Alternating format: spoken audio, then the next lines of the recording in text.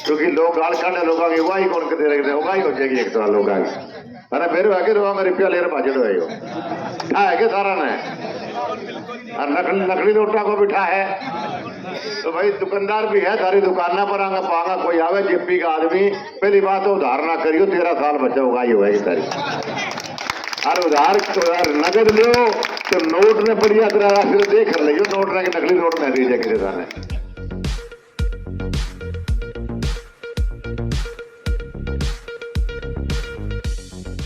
ने बच्चों मैं आज यहाँ पर कोई बहुत लंबा चौड़ा भाषण देने आपके पास नहीं आया। मैं तो आप सबसे मिलने आपका आशीर्वाद लेने और आपके भाई आपके बेटे भव्य बिश्नोई के लिए हाथ जोड़कर वोटों की अपील करने आया। साथियों बहुत बढ़िया ढंग से भव्य ने एक एक बात आपको समझाई, मैं उन्हें दोहराना नहीं चाहूंगा। मैं तो सिर्फ आपसे प्रार्थना करने आया हूं कि 2 साल अभी हमारी सरकार के पड़े, इन 2 साल में हमें बहुत काम इस सरकार से लेने और बढ़िया और बहुत काम तब हो पाएंगे जब बढ़िया जीत मार्जिन की हमारी यहां से होकर निकले।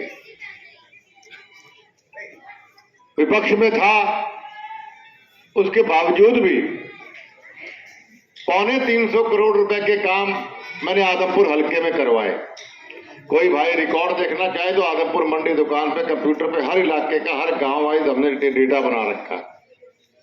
मुझे पता है सबसे महत्वपूर्ण काम जो आदमपुर मंडी और जवाहर नगर के थे वो मैं समझता हूं 4 काम थे। एक काम था बरसाती पानी की निकासी का, एक काम था सीवरेज व्यवस्था दुरुस्त करने का, एक काम था पीने के पानी की पाइपलाइन नहीं करने का, बदबू आती और आता है, और एक काम था सड़कें और गलियों का। इनमें से 3 काम तो मैं भारतीय जनता पार्टी ज्वाइनिंग से पहले ही मंजूर करवा चुका था और आपने सबने देखा डेटा आपके पास भी। 70 करोड़ रुपए के आसपास मैंने माननीय मनोहर खट्टर जी से मंजूर करवाए थे आज से 4 महीने पहले, 5 महीने पहले, जिसमें पूरी की पूरी पीने की पाइपलाइन नहीं डलनी थी जवाहर नगर की और आदमपुर मंडी की, पूरी की पूरी सीवर के पूरे पाइप सारे बदल के नए डलने थे और बरसाती पानी की निकासी के नए पाइप उसका काम शुरू भी हो गया, आप जानते देख भी रहे। 2 काम इसलिए शुरू नहीं हो पाए, थोड़ी कमजोरी मान लो अफसरों की। सबको लगा कि चुनाव ये उपचुनाव जो है ये हिमाचल के और गुजरात के साथ नवंबर दिसंबर में होगा, तो हम टेंडर के बहुत नजदीक पहुंच गए। टेंडर प्रोसेस अनाउंस होना था, हमारा पैसे जमा हो गए, सरकार ने अप्रूव कर दिया, सारा खाका सोशल मीडिया पे चल भी रहा है। पूरी सरकार का लेटर आप सबके पास भी होगा, नहीं है तो मेरा पीए दे देगा, लेकिन आचार संहिता लग गई तो वो एक काम शुरू हो पाया था, दूसरे 2 पाइपलाइन में 6 तारीख के बाद शुरू हो जाएगा। चौथा काम सड़कों गलियों का था, वो मैंने भारतीय जनता पार्टी ज्वाइनिंग के बाद अप्रूव कराया, उसका भी डेटा आपके पास है। 29 करोड़ 32 लाख के करीब का, जिसमें सारे जवाहर नगर की गलियां, सारे आदमपुर मंडी की गलियां, सड़कें और इसके आसपास अदलपुर तक की एक जो मेन रोड है, ये सारी उस डेटा के अंदर। तो ये बातें इसलिए बताई कि आपकी समस्याओं का हमें पता है, बिजली की है और सारी समस्या हमें पता है, और उसका समाधान धारा तो मंडी का तो हल्का जवाहर नगर हो ही चुका है। सिर्फ टेंडर होने से रुक तो कोई भी जाए तो रोक नहीं सकता उसको। तो आपके काम सारे दुरुस्त है, लेकिन हमें इससे आगे चलना है। ये काम तो मैं करवा चुका हूँ, ये शुरू हो जाएंगे, मतलब 7-10 जैसे आचार संहिता खत्म होगी 7 तारीख को हो जाओ, 10 तारीख को हो जाओ, उसके बाद इमीडिएटली हम टेंडर प्रोसेस करेंगे। 3 हफ्ते का टेंडर प्रोसेस होता है, 3 हफ्ते के बाद काम शुरू, उसके बाद इमीडिएटली ये चारों काम शुरू, एक तो चल रहा है, तीनों शुरू हो जाए। लेकिन हमें यहाँ नहीं रुकना है, हमें चौधरी भजन लाल जी का दौर चाहिए, हमें पूरे इलाके के अंदर जबरदस्त नौकरियां भी चाहिए और भी काम चाहिए। उसके लिए हमारी जीत जरूरी। आपके पास लोग आएंगे और पार्टियों वाले, एक तो ये जेपी खड़ा कर दिया, मैं धन्यवादी हूं कांग्रेस पार्टी का। ये तो कैंडिडेट हो दे दियो कि हमारा चुनाव और आसान हो गया, बिल्कुल ही, क्योंकि लोग गाल काटे लोग आगे वही कौन के दे रहे होगा ही हो जाएगी एक तो लोग आगे। अरे फिर आगे रुपया ले रहे बाजे है के सारा ना है। और नकली नोटा को बिठा है। तो भाई दुकानदार भी है, सारी दुकाना पर आगा पागा कोई आवे जेपी का आदमी, पहली बात तो उधार ना करियो, 13 साल बचा होगा ये वही सारी। और उधार नगद लियो तो नोट ने बढ़िया तरह फिर देख लियो, नोट ने नकली नोट नहीं दीजिए किसी ने। देखो ध्यान रहा, किडनी का व्यापारी ये रहा है, किडनी बेचने का। और कितने अभी भी आप इनके इंटरव्यू पढ़ते हो, कितनी गंदी भाषा ये पिताजी के लिए बोलता है, कितनी गंदी भाषा ये मेरे लिए बोलता है। उसको ये नहीं पता भी आदमपुर हल्का बड़ा शरीफ लोगों का हल्का है, सभ्य लोगों का हल्का है। ये ऐसे गंदे शब्द यहाँ गुंडागर्दी वाले आपके इलाके में कहीं चलते होंगे, हमारे यहाँ नहीं चलते। तो इसका सबक तो आप वोटों में दिखाई दो।